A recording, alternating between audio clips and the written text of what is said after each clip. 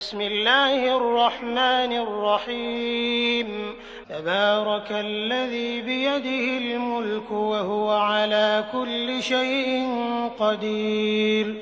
الذي خلق الموت والحياة ليبلوكم أيكم أحسن عملا وهو العزيز الغفور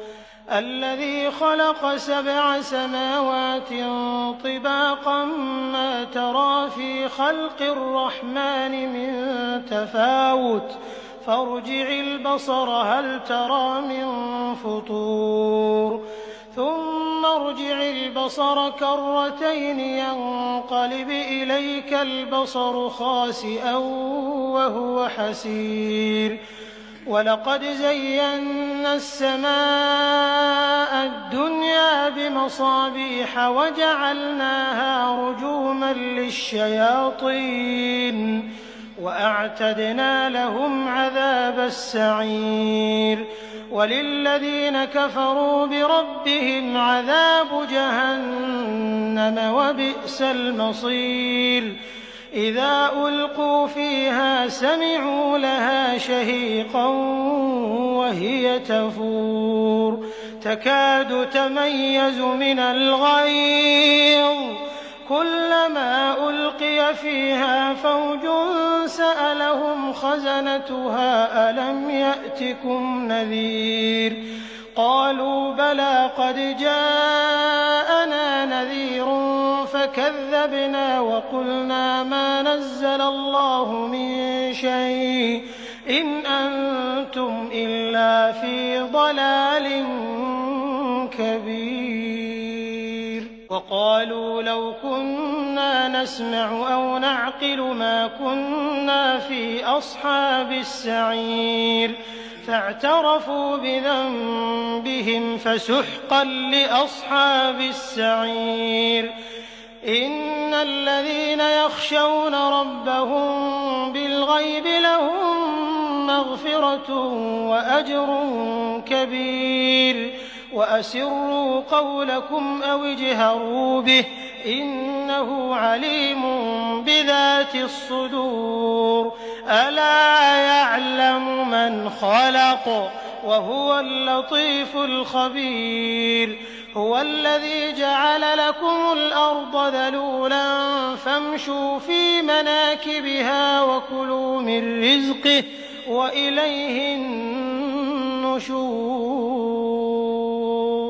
أأمنتم من في السماء أن يخسف بكم الأرض فإذا هي تمور أم أمنتم من في السماء أن يرسل عليكم حاصبا فستعلمون كيف نذير ولقد كذب الذين من قبلهم فكيف كان نكير أولم يروا إلى الطير فوقهم صافات ويقبضن ما يمسكهن إلا الرحمن إنه بكل شيء بصير أمن هذا الذي هو جند لكم ينصركم من دون الرحمن إن الكافرون إلا في غرور أمن هذا الذي يرزقكم إن أمسك رزقه بل لجوا في عتو ونفور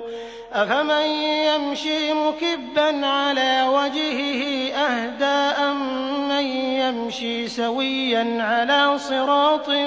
مستقيم قل هو الذي أنشأكم وجعل لكم السمع والأبصار والأفئدة قليلا ما تشكرون قل هو الذي ذرأكم في الأرض وإليه تحشرون